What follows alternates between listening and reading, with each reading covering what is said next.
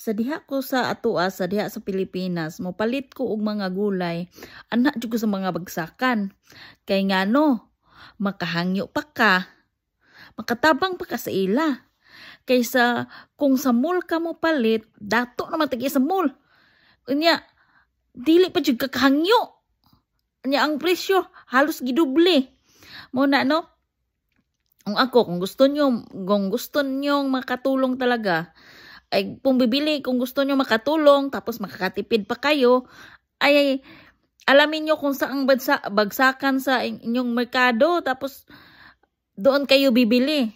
Mas makakatipid kayo sa budget ninyo, at saka nakatulong pa kayo kasi marami dyan na galing pa talaga sa bukid, lalong-lalo na sa weekend, no? Yung mga Friday ng gabi, yung ganon, Saturday, Sunday, yung ganon na araw.